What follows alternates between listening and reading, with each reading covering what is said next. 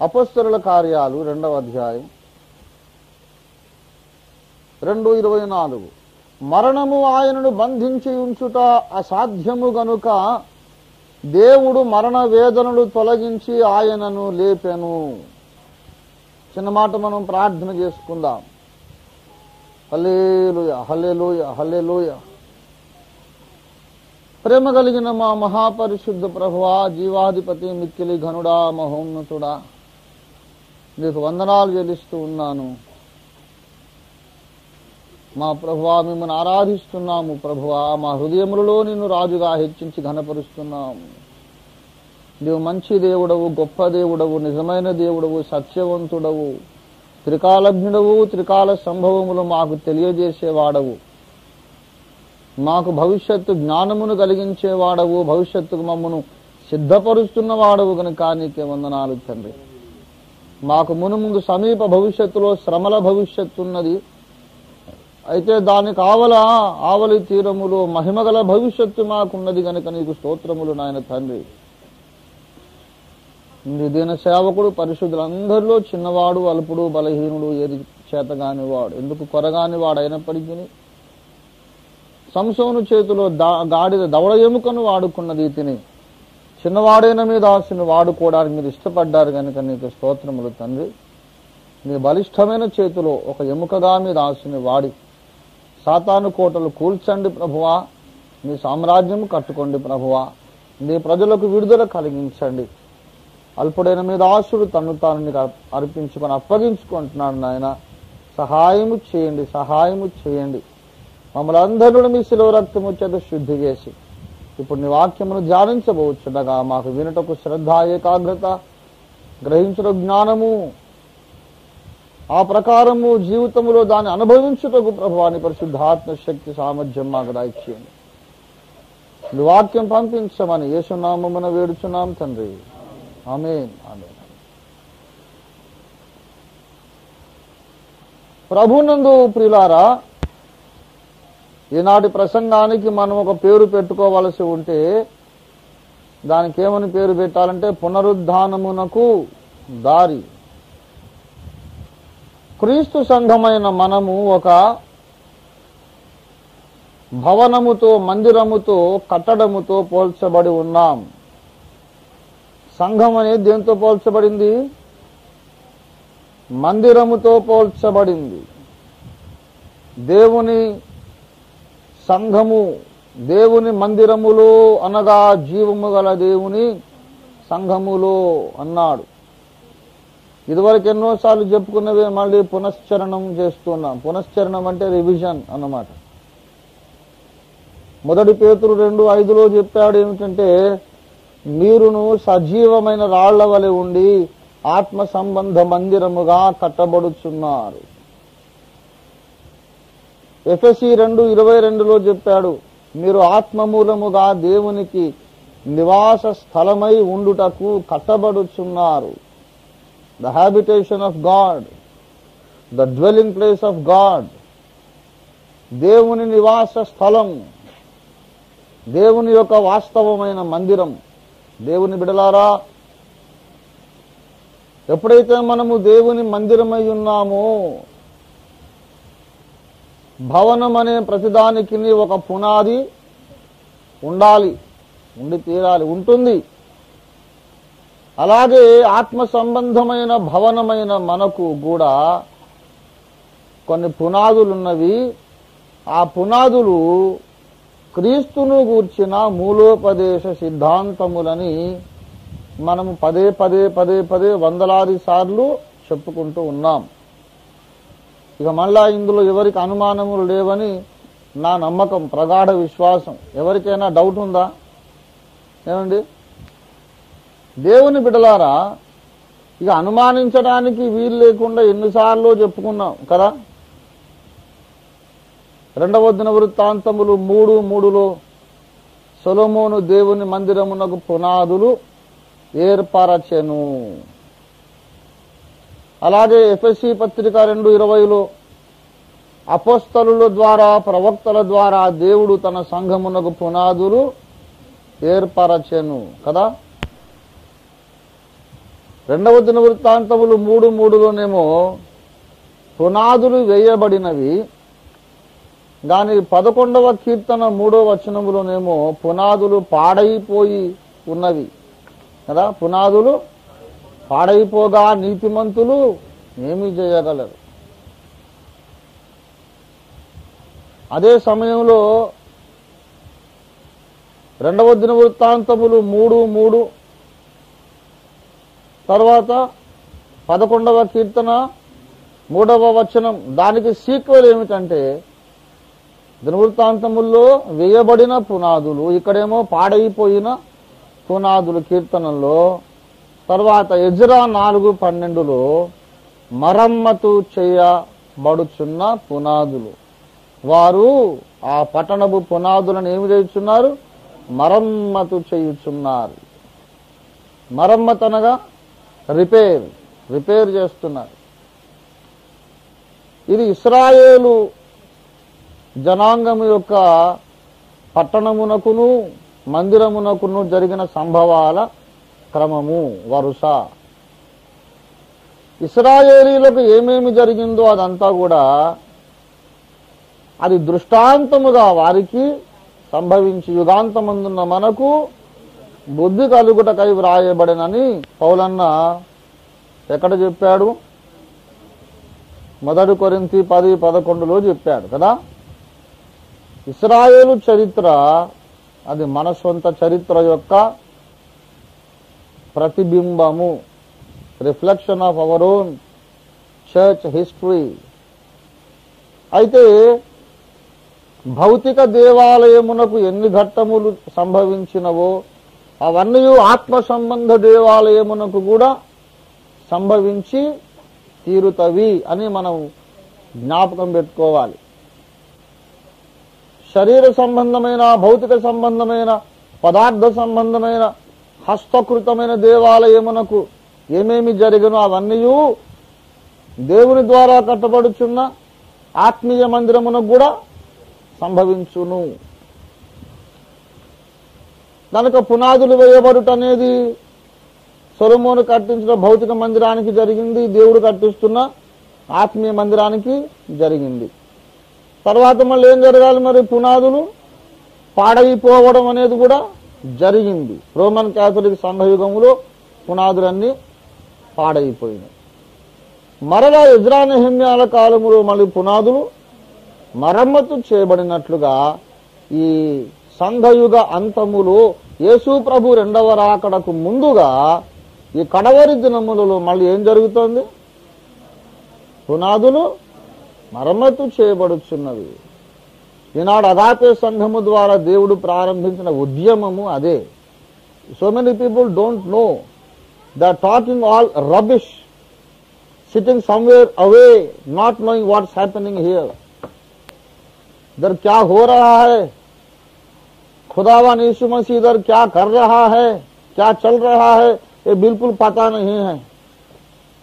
दूर बैठ के बकवास कर रहे हैं. బకవాస్ అంటే వాగుడు అని, చెడ్డ మాట ఏమని కాదు. అర్థము లేని మాటలను బకవాస్ అంటారన్నమాట. ఉర్దూ కొంచెం పవర్ఫుల్ లాంగ్వేజ్. అది కొంచెం చెడ్డ మాటలాగా అనిపిస్తుంది కానీ కాదు, మంచి మాటనే. అర్థము లేని తెలుగు తక్కువ వాగుడిని ఏమంటారంటే బకవాస్ అంటారు. ఎక్కడనో కూర్చొని ఏదో అరే ఇక్కడ ఏం చేస్తున్నాడు దేవుడు తెలుసా? 1000 సంవత్సరాల సంఘ అంధకార యుగములో పాడైపోయిన పునాదులను దేవుడు మరమ్మతు చేసే పని ఇక్కడ మొదలు పెట్టాడు. God's Zerubbabel of the end time is ministering here. దేవుని అంచకాలపు జెరుబ్బాబెల్ ఇక్కడ పని చేస్తున్నాడు. ఇసిలియే ఆమె కోయి కూర్చునే కరసక్తా. ఇంట్లో కూర్చొని పనులు వరకొచ్చు, వాళ్ళ పనులు ఊడిపోతాయి అంతే. ఇక్కడేం కాదు. ఎందుకు కాదంటే ఇక్కడ దేవుని హస్తమును, జెరుబ్బాబెలు చేతిలో గుండు నూలునుట చూచి యెహోవా కన్నులు సంతోషించుచున్నవి. పునాదులు మరమ్మతు చేయుట అంచకాలపు సూచనలలో ప్రముఖమైనది. ఎందుకు? అన్నిటికీ కుదురుబాటు రానిదే యేసయ్య రాడు రాడు రాడు రాడని లేఖనాలు ఎలుగెత్తి ఘోషిస్తూ ఉన్నాయి. అపొస్తలుల కార్యాలు 3:21 చదవండి దయచేసి.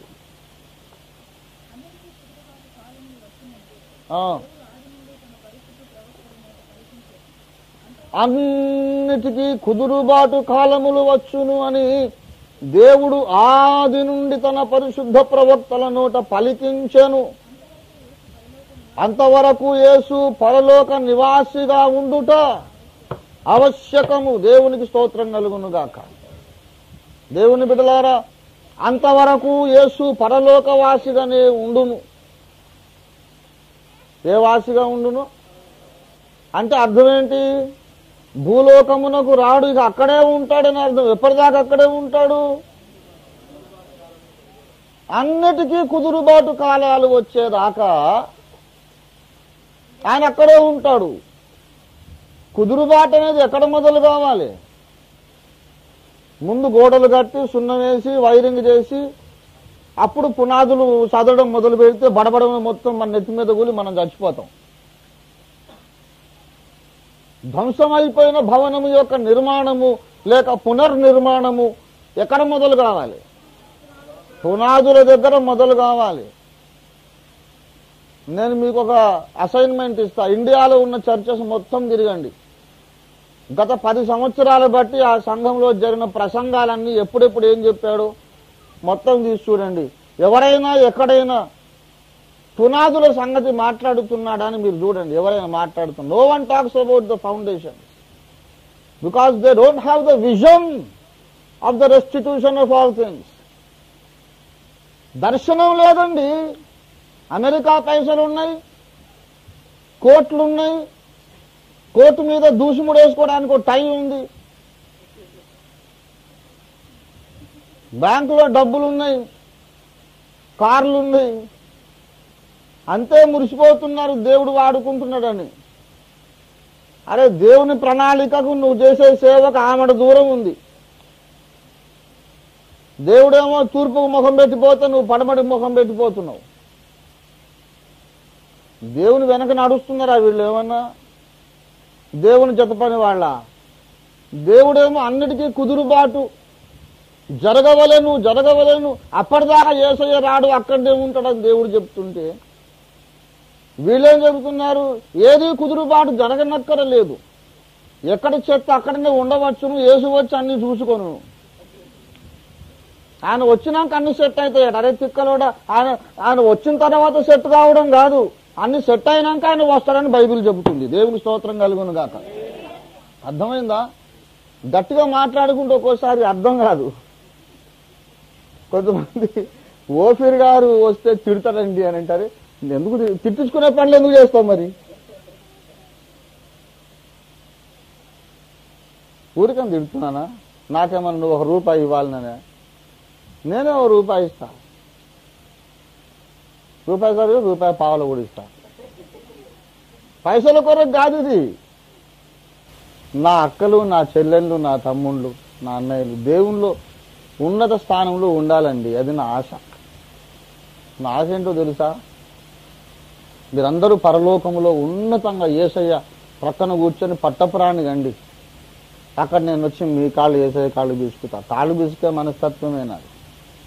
కిరీటము సింహాసనం నాకెందుకు? నేను యేసయ్యకి ఎన్నోసార్లు చెప్పాను, ప్రభువా జీవ కిరీటం ఇస్తా, సింహాసనం ఇస్తానని నాకెందుకు ఆశ పెడుతాను ఆయన? ఏం చేసుకోవాలి కిరీటం సింహాసనం? ఒకసారి యేసయ్యని అడిగాను, ప్రభువా ఒక ప్రశ్న అడుగుతా, నువ్విచ్చే జీవ కిరీటము ఆ సింహాసనము నీ పాదాల కంటే గొప్పవా నాయన? యేసయ్యా నీ పాదముల కంటే ఏదన్నా గొప్పది ఉందా? నీ పాద సన్నిధిలో కూర్చుండే కంటే మహిమ సింహాసనం ఇంకా మజా వస్తుందా? ఏం రాదు. కూర్చు మజా నయ్యాత. మహిమ సింహాసనం మీద కూర్చొని దేవదూతలందరూ నాకు వందిమాగదులు జేజేలు పలికే కంటే నా ప్రాణప్రియుడని యేసయ్య కరుగిట్లో ఒదిగిపోయేదే ఎక్కువ మజా వస్తుంది. అందుకే నాకు వాటన్ని రాశ. మీరందరూ అవి పట్టుకోండి, నేను యేసయ్యని పట్టుకుంటాను. మీరందరూ మహిమ సింహాసనము అన్ని మీకే, నాకేమొద్దు, నాకు యేసయ్య దొరికితే చాలు. దేవుని స్తోత్రం కలుగును గాక. భక్తిలో పరిపక్వత పొందిన వానికి కిరీటాలు ఇవన్నీ కాదండి, ఆయనే మనకున్న ధనము. దేవునికి స్తోత్రం కలిగిన కాక. ఇస్తే తీసుకుంటాము, దాని మీద మనసు లేదు, మన మనసు ఆయన మీద ఉండాలి. దేవునికి స్తోత్రం కలిగిన కాక. హల్లెలూయా. ఆ సర్వోత్కృష్టమైన స్థాయికి మీరందరూ ఎదిగిపోతే నా కడుపు నిండిపోతుంది. తిట్టినా, కోప్పడ్డా, గద్దించినా అందుకే, అంతకంటే నాకేం స్వార్థం ఉన్నది? దేవుని బిడ్డలారా, ఆ మహోన్నతమైనటువంటి మహిమ అంతస్తులోనికి మిమ్మల్ని నడిపించడానికి అప్పుడప్పుడు ఆగ్రహంగా నేను మాట్లాడుతుంటాను. మీరు అపార్థం చేసుకోకండి. మా అమ్మ కూడా నన్ను తిడితే నాకెంత మజా వచ్చేదో. ప్రేమతో తిట్టినప్పుడు అది సంగీతం కంటే కమ్మగా ఉంటుంది. ఇది అనుభవించిన వాళ్ళకే తెలుస్తుంది.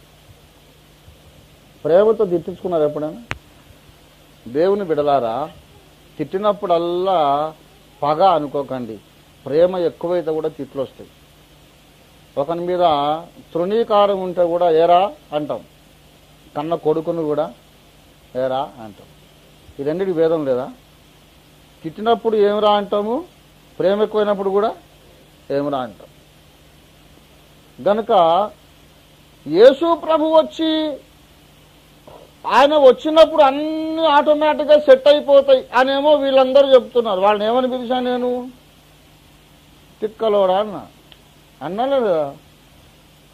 ఆయన వచ్చినప్పుడు సెట్ అయ్యేది కాదు, అన్ని సెట్ అయినప్పుడు ఆయన వస్తాడు. బైబిల్ ఏం చెబుతుంది? ఆయన వచ్చినప్పుడు సెట్ చేయడు, ముందు మనం సెట్ చేసి కూర్చుంటే ఆయన వస్తాడు. దేవుడి స్తోత్రం కలుగును గాక. హల్లెలూయా. అన్ని సెట్ చేయాలంటే ఆఖరిన అందరికంటే ముందు, అందరికంటే మొట్టమొదటి సరి చేయవలసింది ఏమిటి? పునాదులు.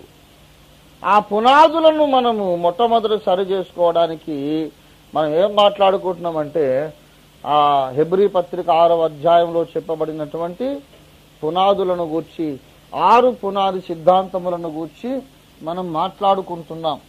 అందులో ఇప్పుడు బాగా వినండి. ఇక నిర్జీవ క్రియలు విడిచి నంబర్ 1 ఏంటి చెప్పండి?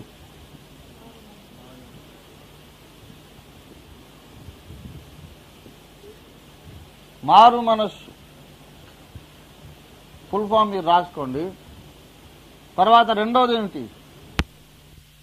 మూడోది ఏమిటి? బాబు. Short form. మొదటిది ఏంటిది? మామ. రెండవది? నాలుగవది ఏంటిది?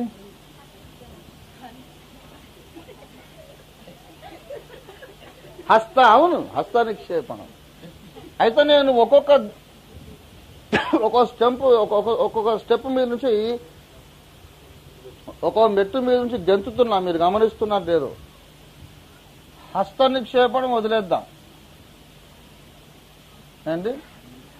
మృతుల పునరుత్థానము.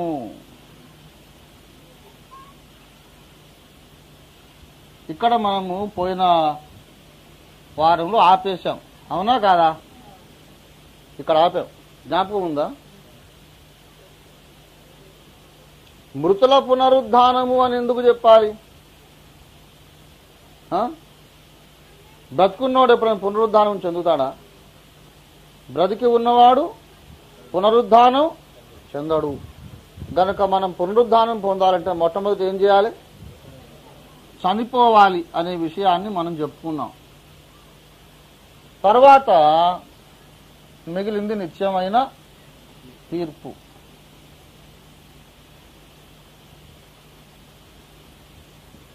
ఓకే. ఈ మృతుల పునరుద్ధానం అనే ఈ అనుభవములోనికి దారి ఏమిటో మనం ఇవాళ నేర్చుకుందాం. దారి ఏమిటో చూద్దాం. తొందరగా 3 ముక్కలు చెప్పి ముగించేస్తాం. అపోస్తలుల కార్యములు 2వ అధ్యాయం 24 కదా మన మూల వాక్యం కదా. మూల వచనం ఏంటి? 2:24 యాక్ట్స్ ఆఫ్ అపోస్టల్స్. దేవుడు మరణ వేదనలు తొలగించి ఆయనను లేపెను. దేవుడు మరణ వేదనలు తొలగించి ఆయనను లేపెను. దేవుని బిడ్డలారా గమనించండి, యేసుక్రీస్తు ప్రభువు పొందిన పునరుద్ధానము మనము పొందవలసిన పునరుత్థానమునకు ఒక సాదృశ్య పాఠమై ఉన్నది. యేసు పునరుద్ధానములో మనం పాలు పొందాలంటే యేసు మరణించినట్లు మనం మరణించాలి అండి. యేసు మరణించినట్లు మనం మరణించాలి. ఎట్లా మరణించాలంటే నేను ముక్కుసూటిగా చెప్పేస్తాను, ఇంకా సమయం ఎక్కువ తీసుకోను. యేసు మరణము ఇచ్ఛాపూర్వక మరణం. It was a voluntary death. समझेगा? समझे नहीं समझे? समझ गए? It was a voluntary death. లూకా సువార్త 23వ అధ్యాయము 46వ వచనములో ఏమని రాయబడిందో చూడండి. అప్పుడు యేసు గొప్ప కేక వేసి, తండ్రి నీ చేతికి నా ఆత్మను అప్పగించుకొనుచున్నాను. తండ్రి నీ చేతికి నా ఆత్మను అప్పగించుకొనుచున్నానని ఆయన తన్ను తాను అప్పగించుకున్నాడే తప్ప ఆయనను ఎవరును బలవంతము చేయలేదు. యోహాను సువార్త 10వ అధ్యాయము 18వ వచనము చూడండి. 10-18 చదవండి తొందరగా. అది అక్కడి నుంచి ఎవడును నా ప్రాణము తీసుకొన్నాడు, నా అంతటా నేనే దాన్ని పెట్టుచున్నాను, దాని పెట్టుటకు నాకు అధికారము కలదు, తిరిగి తీసుకొనుటకు నాకు అధికారము కలదు. విశ్వాసి పొందవలసిన మరణ పునరుద్ధానములు అనగా విశ్వాసి పొందవలసిన బాప్తిస్మములు, ఇదంతా దేని కిందకు వచ్చింది? బాప్తిస్మములను గూర్చిన బోధ. బాప్తిస్మములో 2 భాగములున్నవి. ఒకటి మరణించుట, రెండవది తిరిగి లేచుట. గనుక ఈ మరణ పునరుద్ధానముల సంగతి మనం మాట్లాడుకుంటున్నాం. యేసు పొందిన బాప్తిస్మములు మనమును పొందవలెను. యేసు పొందిన మరణ పునరుద్ధానములు మనమును పొందవలెను. అందులో ఎన్ని ఉన్నాయని చెప్పి ఎన్ని మరణ పునరుద్ధానములు ఉన్నవి? యేసు పొందినట్లు మనము క్రైస్తవ జీవితములో పొందవలసిన మరణ పునరుద్ధానములు ఎన్ని మరణాలు పొందాలి? 3 మరణములు పొందవలెను. మొట్టమొదటిది లోకమునకు మనము చావవలెను, తర్వాత పాపానికి చచ్చిపోవాలి, తర్వాత అయ్యా స్వచిత్తమునకు లేక స్వయము అహము అనే దానికి మనం చచ్చిపోవాలి. అయితే పునరుద్ధానం అనేది మనకు సంభవించాలంటే మనము చచ్చిపోవడానికి మనం ఇష్టపడాలి. మనం ఏం చేయాలండి? మనము చచ్చిపోవడానికి ఇష్టపడాలి. బలవంతాన్ని నిన్నెవరైనా చంపితే నీకు క్రీస్తుకు వచ్చిన పునరుద్ధానము రాదు. యోహాను సువార్త 12వ అధ్యాయము చూడండి, 23వ వచనం. అందుకు యేసు వారితో ఇట్లనేను,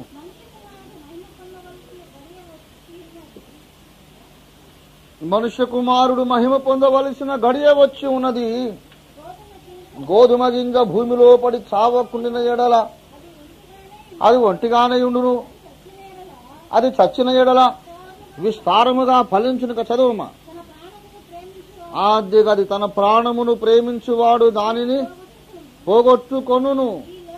ఈ లోకములో తన ప్రాణమును ద్వేషించువాడు నిత్య జీవము కొరకు దానిని కాపాడుకొనునని మీతో నిశ్చయంగా చెప్పుచున్నాను.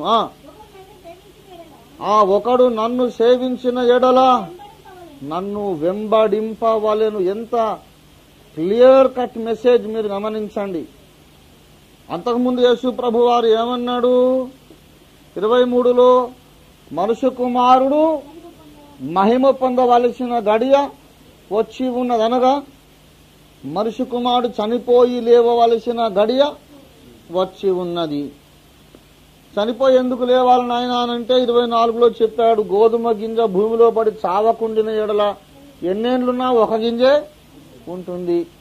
అది భూమిలో పడి చచ్చిన ఎడల విస్తారముగా కొన్ని వేల లక్షల గింజలుగా మారిపోతుంది. గనక చచ్చుట చాలా అవసరం.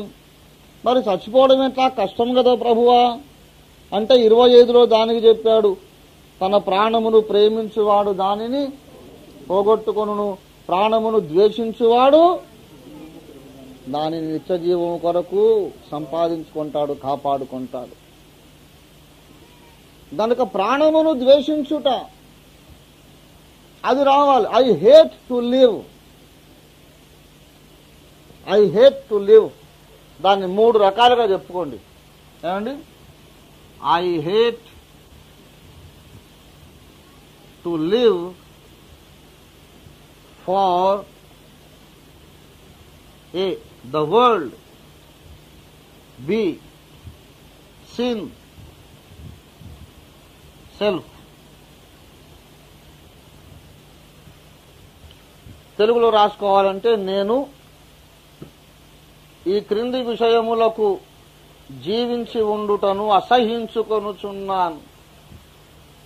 నేను ఈ క్రింది విషయములకు జీవించి ఉండుటను అసహ్యించుకొనుచున్నాను అని కింద పెట్టండి, ఏబిసిడీలు పెట్టండి. నేను మొట్టమొదటి లోకమునకు జీవించి ఉండుటను ద్వేషించుచున్నాను. తర్వాత పాపమునకు బ్రతికి ఉండుటను ద్వేషించుచున్నాను. నా స్వచిత్తమునకు బ్రతికి ఉండుటను నేను I hate to live for my own self. You must learn to hate. I ask you, do you really hate to live? Or do you love to live? బ్రతుకుట నీకు ఎక్కువ ఇష్టమా, చచ్చిపోవుట నీకు ఎక్కువ ఇష్టమా? క్రీస్తు యేసు శిలువ యందు తప్ప మరి దేని యందును అతిశయించుట నాకు దూరమగునుగాక. ఒకవేళ నీకు బ్రతకడమే ప్రియమైతే, చావడం నీకు అయిష్టమైతే, చావడం నీకు ఇష్టము లేకపోతే, ఆ క్రింద ఒక మాట అన్నారు ప్రభువారు. యోహాను 12వ అధ్యాయము 26లో, ఒకడు నన్ను సేవించిన ఎడల నన్ను వెంబడించాలి, నన్ను వెంబడించాలి. Follow me where? Follow me to the cross, follow me to the grave. శిలువ దగ్గరికి నన్ను వెంబడించండి, సమాధిలోనికి నన్ను వెంబడించండి. You must know the fellowship of the cross, fellowship of the death of Christ. మరణ విషయములో సమానానుభవము, సహానుభవము అన్నాడు. సమానానుభవం అన్నాడు. ఫిలిప్పీ పత్రిక 3వ అధ్యాయము 10వ 11వ వచనాలు కలిపి ఉన్నాయి, చదవండి. ఏ విధము చేతనైనను మృతులలో నుండి నాకు పునరుత్థానము కలుగవలెనని ఆయన మరణ విషయములో ఓ సమానానుభవము గలవాడనై ఆయనను, ఆయన పునరుత్థాన బలమును ఎరుగు నిమిత్తము, ఆయన శ్రమలలో పాలివాడనై ఉండుట ఎట్టిదో అది ఎరుగు నిమిత్తము సమస్తమును నష్టపరుచుకొని వాటిని పెంటగా ఎంచుకొనుచున్నాను. అవన్నీ ఎరగాలని ఆయన ఆశంట. ఏవేవి తనకు లాభకరమయుండునో వాటన్నిటినీ నష్టంగా ఎంచుకున్నాడు, అన్నిటినీ పెంటగా ఎంచుకున్నాడు. ఎందుకు పౌలన్నా ఇంత త్యాగం చేశావు అంటే, కొన్ని ఎరగాలని నాకు ఆశగా ఉంది తమ్ముడు, కొన్ని తెలుసుకోవాలని ఆశగా ఉంది. ఏమిటి తెలుసుకోవాలని పౌలన్నా అంటే, ఆయన మరణ విషయములో సమాన అనుభవము మరణ విషయంలో సమానానుభవం అంటే అర్థం ఏంటి? మొదట గాయపడనిదే ఆయన మరణించలేదు. He could not die without being wounded. మరణం అనేది సుఖంగా వచ్చేది కాదు, శిలువ మరణం అండి మనం పొందాల్సింది. నిద్ర మాత్రల మరణం కాదు. తప్పుడు కాకుండా ఈజీగా సేఫ్గా చచ్చిపోయే మార్గం ఏదన్నా ఉంటే చెప్పండి సార్ అంటే అట్లేం ఉండదండి. ఘోరమైన దారుణమైన గాయములు పొందాలి. చాలా గాయపడతావు. నీ కుటుంబము, నువ్వు, నీ హృదయం. అట్లా ఉండదు కదా సార్. క్రైస్తవ జీవితం అంటే చాలా సమాధానముగా ఉంటుంది కదా. అరే ఆ చదివే వేరు, ఈ చదివే వేరు. నువ్వు చెప్పేదంతా దేవుని ప్రణాళికలో లేనోళ్ళ చదువు. నేను చెప్పేదేమో దేవుని ప్రణాళికలో ఉన్నోళ్ల చదువు.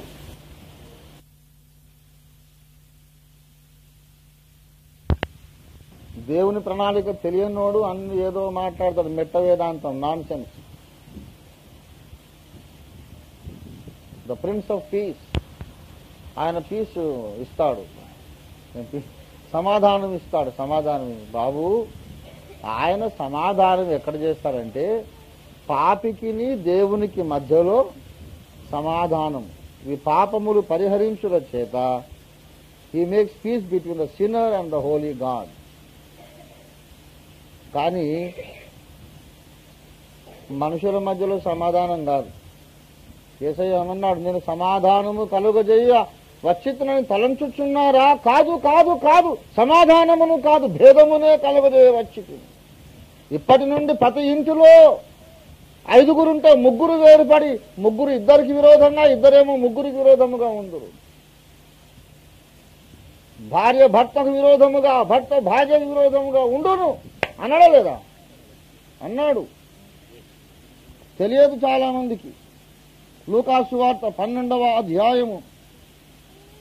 తండ్రి కుమారుడికిని, కుమారుడు తండ్రికిని, తల్లి కుమార్తెకును, కుమార్తె తల్లికిని.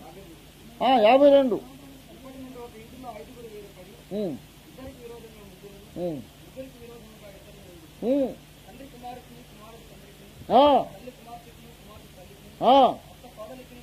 అత్త కోడలికి, కోడలు అత్తకును. నన్ను అన్నాడు ఒక ఆయన, అరే ఏందా మీరు ఇంట్లో ఎప్పుడు మీరు అంత సమాధానం లేదట కదా, మేము కూడా ఎంత బాగా సమాధానం ఉన్నామో అని అంటారు. ఫూల్, నేనే వాక్య ప్రకారం అట్లా మీరు సమాధానం ఉండేది అగేన్స్ట్ ద స్క్రిప్చర్స్.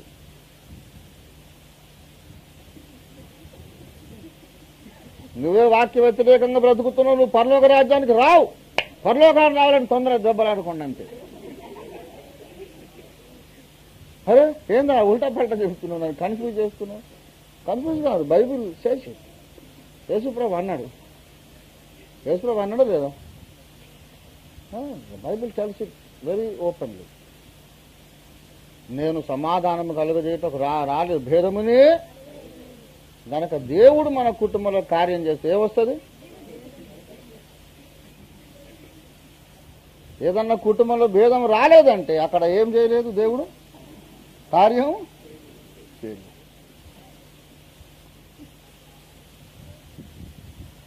ఒక్కొక్కసారి అకుల పిసికిల్లలాగా ఉంటారు కొంతమంది. ఆమె దేవునితో సమాధాన పడ్డది, ఆయన కూడా మరి ఉండొచ్చు అట్లా. వాళ్ళిద్దరు సమాధానం ఎట్లయింది? దేవుడు అకులకు ప్రిస్కిల్లకు సమాధానం చేయడానికి చచ్చిపోలేదు సిలువలో.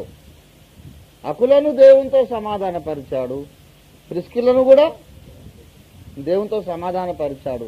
దానికి సెకండరీ ఎఫెక్ట్ ఏంటంటే ఈమె కూడా దేవునికి ఇష్టురాలు, ఆయన కూడా దేవునికి ఇష్టడు. కనుక వీళ్ళు కొట్లాడుకునే అవకాశమే. అటువంటి కుటుంబాలు ఉంటే ఉండొచ్చు. అంతేగాని వాళ్ళు దేవునికి ఇష్టంగా బ్రతకరేం లేదు. వాళ్ళ మధ్యలో సమాధానం, సహోదరులు ఐక్యత కలిగి ఉండుట ఎంత మేలు, ఎంత మనోహరము అని ఏదో బోధ చేస్తుంటారు. వీళ్ళు ఐక్యత కలగడానికి ముందు వీళ్ళిద్దరూ దేవునితో ఐక్యము కలిగి ఉండాలి.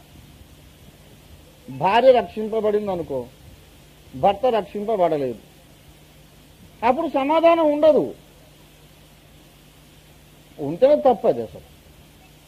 ఎందుకంటే ఆయనేమో లోకాధికారికి సంబంధించిన వాడు, ఈమెమో దేవునికి సంబంధించిన ఆమె.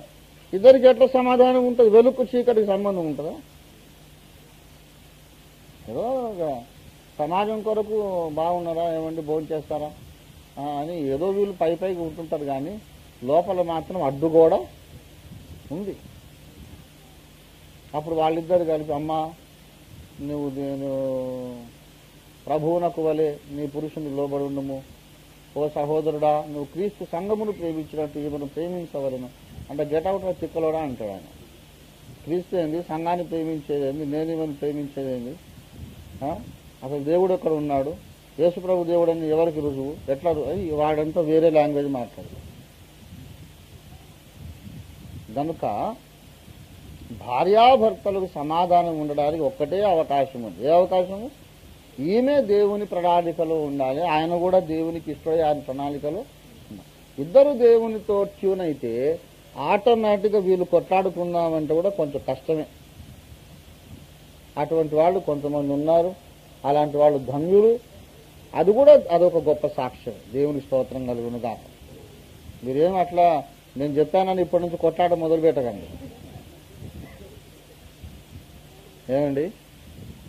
అంటే వాడు నన్ను విమర్శిస్తున్నందుకు వాడిని బేహోస్ చేయడానికి అట్లా అనేస్తాను అనమాట. అరే నువ్వే అగేన్స్ట్ స్క్రిప్చర్స్ అని. మెట్టుకు ఏది ఏమైనా ఎవరైతే దేవుని యొక్క సంకల్పములో ఉంటారో, ఎవరైతే యేసును సమాధి వరకును శిలువ వరకును వెంబడించాలని ఆశపడతారో, శిలువకు ముందు మరణమునకు ముందు ఏమున్నది? హింస, గాయములు, హింస, గాయములు, బాధ ఇవన్నీ ఉన్నాయి, ఏమండి కదా. దాహం వేసింది,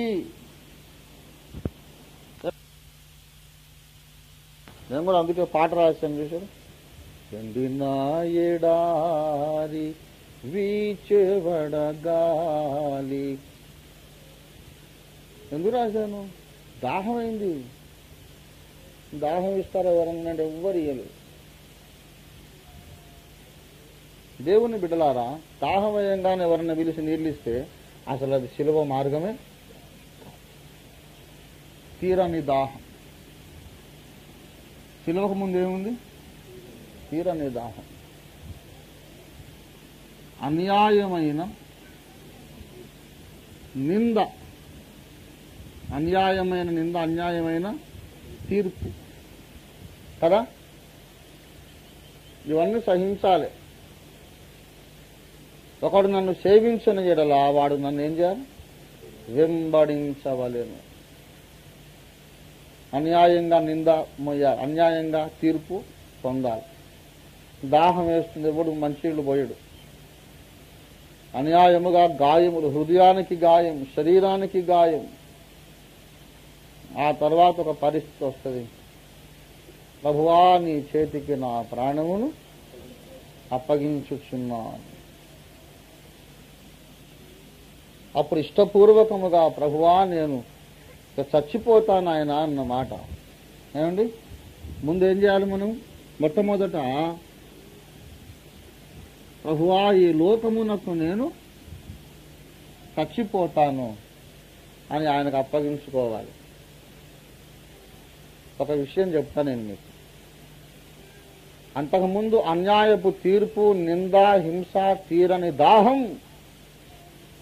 క్రూరమైనటువంటి ఆ యొక్క ట్రీట్మెంట్ లేకపోతే తండ్రి నా ఆత్మను నీకు అప్పగిస్తున్నా అని మనం తొందరగా అనం. ఒకడు హాస్పిటల్లో పడక మీద పడి ఏళ్ల తరబడి తీసుకుంటూ ఉన్నాడు అనుకోండి, మనం చూడ్డానికి పోతే ఏమంటాడు? ఆ దేవుడన్నా నన్ను తీసుకుపోడు ఆయన ఇంకా ఎందుకు పెట్టాడో ఇక్కడ అని అంటాడు. అట్లా కాకుండా మంచిగా తిని దుక్కలాగా గుండగా పిండితో నూనె గారేటట్టు మంచిగా ఉన్నాడు అనుకోండి, గుండ్రాయిలాగా ఉన్నాడు బాగా, ఏ రోగం లేదు, నొప్పి లేదు, ఏం లేదు. అది ఎవడన్నా తీసుకుపోడా అని అంటాడా? అననే అన్నాడు అన్నాడు. కనుక నేను చచ్చిపోతే బాగుండు అనే మనసు ఎప్పుడు వస్తుంది? గనక లోకము వలన గాయపడినప్పుడు లోకమునకు చచ్చిపోదామనే మనసు వస్తుంది. ఇతర మానవుల చేత నిన్ను గాయపరుస్తాడు ఆయన. వాళ్ళు నీ కుటుంబ సభ్యులు కావచ్చు, నీ ఫ్రెండ్స్ కావచ్చు, ఎవరైనా కావచ్చు. తర్వాత పాపము వలన నువ్వు గాయపడతావు. కొన్నిసార్లు పాపమును ఎంజాయ్ చేస్తావు నువ్వు. కానీ కొంత ఎదిగిన తర్వాత నా మూర్ఖత వలన నాకు కలిగిన గాయములు దుర్వాసన కలిగినవై చీము గారుతోంది. నువ్వు చేసిన పాప కృత్యములు నీ బ్రతుకులో గాయములైనప్పుడు నువ్వేమంటావంటే, ఛీ, ఇంత బాధ, పాపము చేసినందుకు దేవుడు బాధపడడం వేరు, నాకే వేదన కలుగుతుంది, అయ్యో నేనెంత దౌర్భాగ్యుడను అన్నాడు పౌలు. అంతరంగమందు పరిశుద్ధపరచబడని వాడైతే పాపం చేసినప్పుడు అయ్యో ఎంత దౌర్భాగ్యుడు అన్నాడు, ఆహా ఎంత ఛాన్స్ దొరికెను అంటాడు. అంతరంగంలో పరిశుద్ధపరచబడ్డోడైతే పాపం చేసినప్పుడు ఏమంటాడు, అయ్యో నేనెంత దౌర్భాగ్యుడు. లోపల కడగబడని వాడైతే ఏమంటాడు, ఎంత మంచి ఛాన్స్ దొరికాను కదా అంటాడు. కానీ లోపల కడగబడి కొంత ఎదిగిన తర్వాత తాను చేసే పాపము తనకే గాయం అవుతుంది. నేను రాశాను కదా పాటలో, ఇతరంబులను నేను పరికించు వేళ ప్రతిసారి హృదయం భుక్షతమాయ స్వామి. ఇతరంబులను నేను పరికించు వేళ ప్రతిసారి హృదయం భుక్షతమాయ స్వామి. మదిలోని నయనాలు నీ వైపు చూడ, మదిలోని నయనాలు నీ వైపు చూడ, వ్యధలెల్ల త్రుటిలోన తొలగేను స్వామి. దేవుని బిడ్డలారా, ఎటో చూసినప్పుడు ప్రతిసారి హృదయము క్షతమాయ స్వామి. క్షతమనగా గాయము. క్షతం అంటే గాయము. క్షతములు చేయువాడు, క్షతములు చేయించుకొనుటకు ఇష్టపడువాడు గనకనే క్షత్రియుడు అన్నారు. వాడు అర్థమైందా? క్షాత్ర ధర్మం అంటే అర్థం అది. ఒకరిని వూండ్ చేయడానికి భయపడడు, వీడు వూండ్ కావడానికి కూడా భయపడడు. మరనే के लिए तैयार है, मारने के लिए तैयार है. ఆ మనస్తత్వం ఉన్నవాడిని క్షత్రియుడు అంటారు. రక్తము ఓడ్చకుండా ఖడ్గము దూయువాడు శాపగ్రస్తుడగునుగా. నేను చెప్పేది ఈ కత్తి ఈ రక్తం కాదు, హృదయములో నెత్తురుడే గాయాలు, అవి భయంకరమైనవి. ఇక్కడ గాయమైంది అనుకో, బెంజైన్ ఐడిని పెట్టుకుంటే ఎల్లుండి కల్లా మాడిపోతుంది. దాని హృదయములో గాయము ఏండ్ల తరబడి బాధ పెడుతుంది. ఎప్పటికో గాని మానదు. 20-25 ఏళ్ళకు కూడా కొన్ని గాయాలు మానవు. గనక లోతైన హృదయపు గాయముల చేత దేవుడు మనలో నుంచి ఒక కేక పెట్టిస్తాడు. ఏమని? తండ్రి, నా ఆత్మను నీకు అప్పగించుచున్నాను. మరణాపేక్ష కలుగుతుందన్నమాట. మరణాపేక్ష. లోకులు నిన్ను హింసించినప్పుడు లోకమునకు చచ్చిపోవడానికి నీకు సిద్ధ మనస్సు కలుగుతుంది. నీ పాపములు నిన్ను గాయపరిచినప్పుడు పాపమునకు చచ్చిపోవాలనే మరణాపేక్ష కలుగుతుంది. తర్వాత నీ స్వచిత్తము నిన్ను గాయపరచాలి. you'll be hurt by fulfilling your own wishes and your own will. What I am telling is something very deep. పైపైన అర్థం కాదు. కొన్నిసార్లు మనం జీవితంలో ఆరంభంలో మనకు ఎలా ఉంటుందంటే, నేను ఏది కోరుకుంటే జరగాలి, నా మాట నెరవేరాలి, నా ఇష్టమే నెరవేరాలి, నేను అనుకున్నట్టే జరగాలి, నా మాటకు ఎవరైనా ఎదురు చెప్తే నేను ఒప్పుకోను. నా మాటకు ఎదురు ఎవరొచ్చినా నేను సహించను, నేను చెప్పినట్టే వినాలి అని ఒకప్పుడు మనం అనుకుంటాం. దాని ప్రియులారా, లోకమును ఎదిరించి, కుటుంబాన్ని ఎదిరించి, తల్లిదండ్రులను ఎదిరించి, మొత్తం సమాజాన్ని ఎదిరించి నీ చిత్తము నువ్వు నెరవేర్చుకుంటావు. కొన్నిసార్లు అందరిని ఎదిరించి నువ్వు సాధించుకున్నది నీకు పెద్ద గాయమైంది. కొంతమంది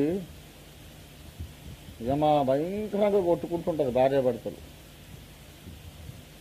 అదే మరి వీడు నా ప్రాణానికి ఎక్కడ దాపురించిండో అని ఏమంటారు, ఈ దయ్యం నాకెక్కడ దొరికిందో నా కర్మగాలి అని వాడంటారు. మరి వీళ్ళకు పెళ్లి సంబంధం కుదిరించిన పేర ఎవరయ్యా అని ఎంక్వైరీ చేస్తే ఎవరు లేరు, వాళ్ళ లవ్ మ్యారేజ్ అట.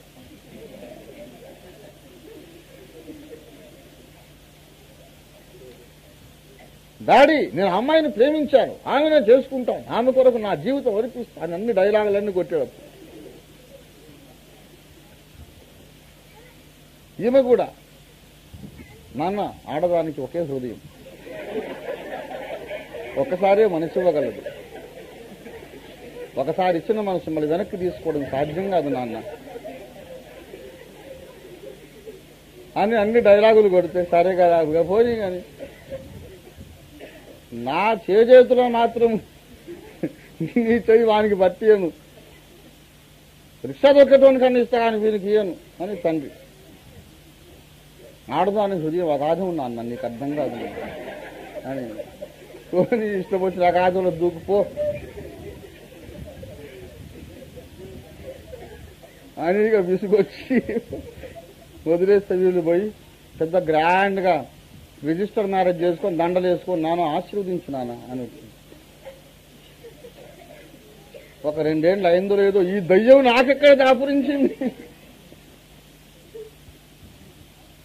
చాలా సార్లు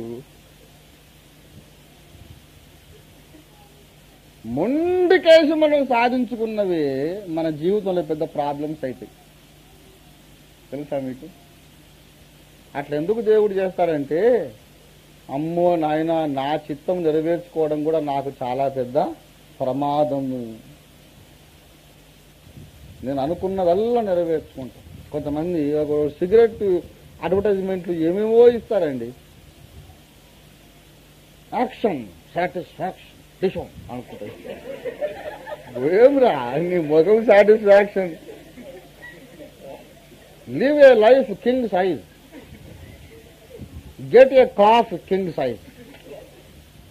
కింగ్ సైజు అట అంటే కింగ్ సైజ్ దగ్గు వస్తుంది వారికి, కింగ్ సైజ్ రోగం వస్తుంది, కింగ్ సైజ్ సాగు చేస్తావు.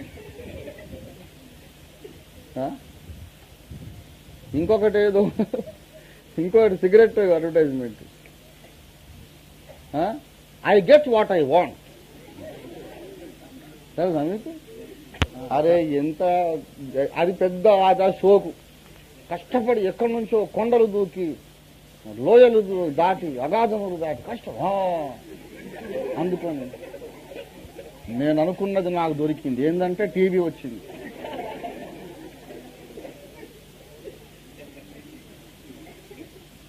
కోరి తిక్కలు కూడా అంత దూకి లోయలు దూకి ఏం తెచ్చుకున్నాడు, క్షయ వ్యాధి తెచ్చుకున్నాడు. I get what I want అంటే మనుషులను రెచ్చగొట్ట, అదేదో పెద్ద గ్రేట్ అన్నట్టు.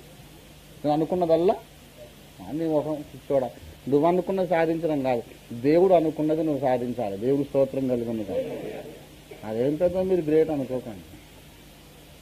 దేవుడు తలపెట్టినది నా జీవితంలో జరిగితే నాకంటే, నేను అనుకున్నది సాధించేది గ్రేట్ కాదండి. అట్లా ఆ ఐడియాలజీలో నువ్వు ఉన్నావంటే, అనుకున్నది సాధించుట గొప్ప సంగతి అనుకునే ఆ ఫిలాసఫీలో నువ్వు ఉన్నావంటే, ఆ వేదాంతంలో నువ్వు ఉన్నావంటే దారుణంగా దెబ్బతింటావు. లోకమును ఎదిరించి నువ్వు కొన్ని సాధించుకుంటావు, కానీ నువ్వు సాధించుకున్నదే నీకు పెద్ద ప్రాబ్లం అని ఉంటుంది. ఎప్పుడో ముసలితనాన్ని తలబండినప్పుడు అప్పుడు తెలుస్తుంది, అమ్మో దేవా నేనెంత ఈడియట్ను నాయన, ఎంతసేపటికి నాకు ఇది కావాలి గనక సాధించాలి, కావాలి గనక సాధించాలి, ఈ ధోరణిలో పోయాను తప్ప నీ చిత్తం ఏమిటని ఎప్పుడు అడగలేదు నాయన. చిచి, ఈ నా చిత్తం అనేదే నాకు పెద్ద శత్రువు. I hate to live to my own self will, my own self. నేను నా స్వయమునకు బ్రతుకుటను అసహించుకొనుచున్నాను. ఆ అసహ్యం పుట్టాలి. నేనేం చెప్పాను మీకు? 3 మరణములు పొందాలి. మరణమునకు ముందు ఏం కేక ఉండాలి? తండ్రి, నేను చావడానికి ఇష్టపడుతున్నాను.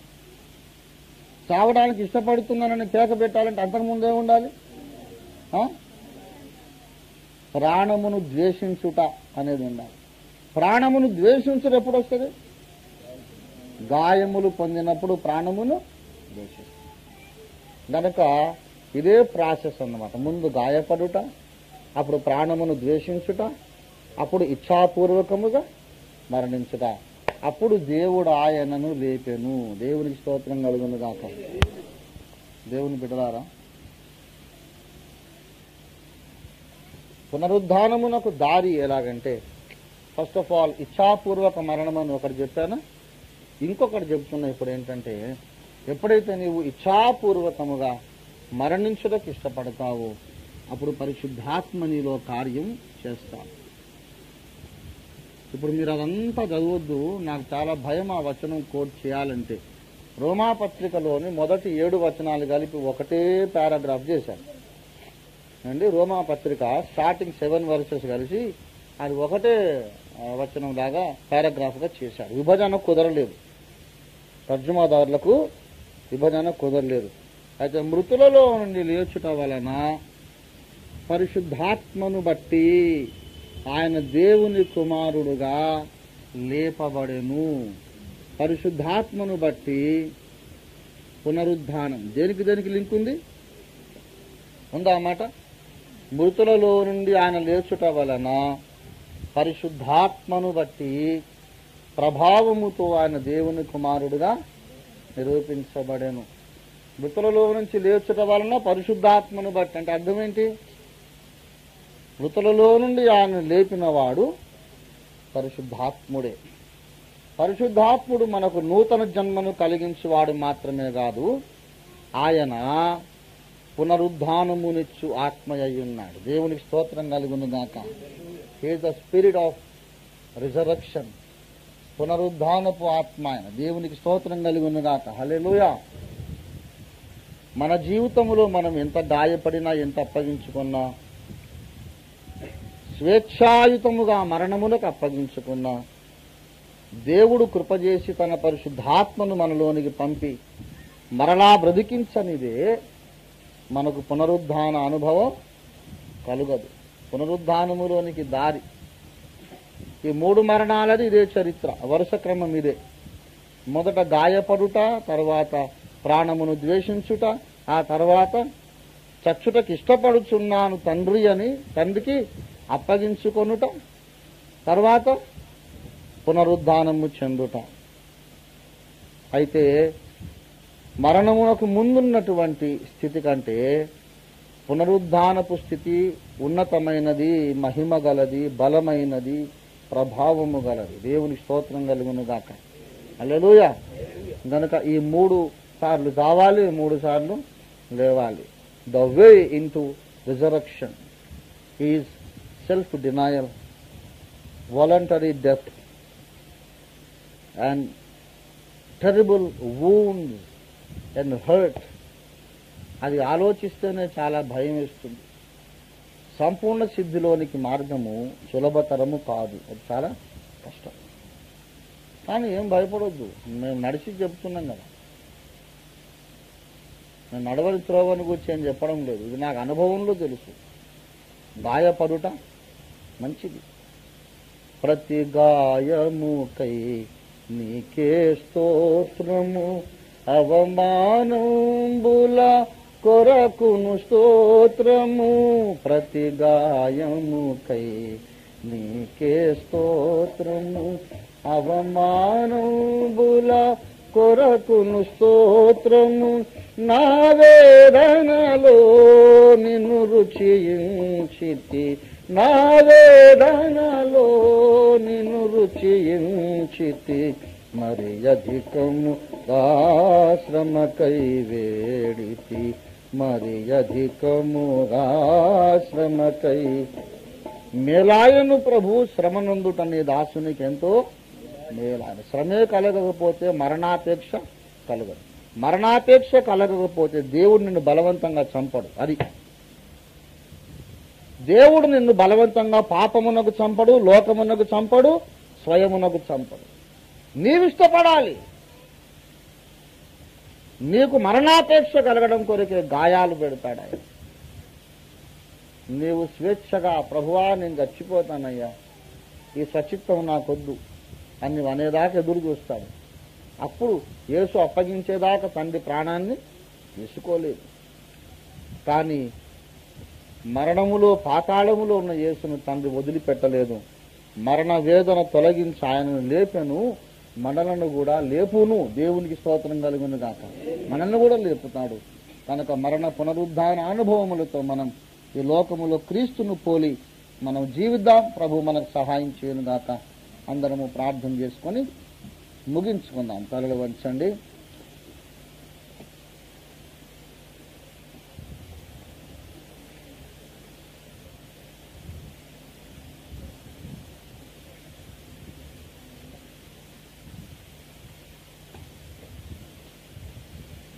ప్రభువా నీకు స్తోత్రము నాయన. ప్రేమ కలిగిన మా మహాపరిశుద్ధ పరమ తండ్రి, జీవాధిపత్యుని మా యేసు రక్షక, మిక్కిలి ఘనుడా, మహోన్నతుడా, నీ కృపలో నాయనా ఇంతవరకును మీరు మాతో మాట్లాడి సంధించి సంభాషించి మమ్మను హెచ్చరిక చేసి మేలుకొలిపి నడవలసినటువంటి దారి, మహిమలోనికి దారి, పునరుద్ధానములోనికి దారి మాకు చూపించినందుకై నీకు వందనాలు చెల్లిస్తున్నాము తండ్రి. గొప్ప ప్రభువా, వినువారము మాత్రమై ఉండి మమ్మల్ని మేము మోసపరుచుకోకుండా అలాగున్న ప్రభువా మేము చేయువారమై ఉన్నట్టు సహాయము దయచేయండి. తిరిగి మీ దాసుడు ప్రభువా బయలుదేరి గుంటూరు పరిచర్య కోసం పరిగెత్తి వెళ్ళుచుంటుండగా మీరు ఏలియాను బలపరిచినట్టుగా బలపరిచి తీసుకుని వెళ్ళండి. బలముగా వాడుకొనండి, అభిషేకముతో వాడుకుని, ఆత్మాభిషేకం ఇచ్చి వాడుకునండి నాయన. నీకే స్తోత్రం. సహాయం చేయము నా తండ్రి. తిరిగి నా ప్రభువా, ఈనాడు వాక్యం విన్నవారు ఇదే సందేశమును మునుముందు వినబోవచ్చునండి. సార్వత్రిక సంఘ సభ్యులందరూ కూడా ఈ 3 రకముల బాప్తిస్మములనగా మరణ పునరుద్ధానములు పొంది సంపూర్ణులగున్నట్లు మీరు సహాయము చేయమని ఈ పరిశుద్ధాత్మ సహాయము కొరకు ఆశగా ఎదురు చూస్తూ యేసు పరిశుద్ధ నామముననే మీకు వినయంతో వేడి ప్రార్థిస్తున్నాం తండ్రి. మన తండ్రి అయిన దేవుని ప్రేమ, మన రక్షకుడైన యేసునాథుని నిత్య కృపా, పరిశుద్ధాత్మ దేవుని తోడి దివ్య మనోహర సహవాసము చేరువచ్చిన మనకందరకును భూలోకముందున సకల భక్త కోటికిని సంపూర్ణులగుటకు సాగిపోవచ్చున్న భక్తి యందు శ్రద్ధ కలిగిన పరిశుద్ధులెల్లరకును సదా తోడయుండి సంపూర్ణ సిద్ధిలోనికి నడిపించునుగాక. ఆమేన్, ఆమేన్, ఆమేన్. యేసు రక్తమునకే జయం, ప్రవేశ రక్తమునకే జయం, ప్రవేశ నామమునకు సంపూర్ణ విజయం కలుగునుగాక.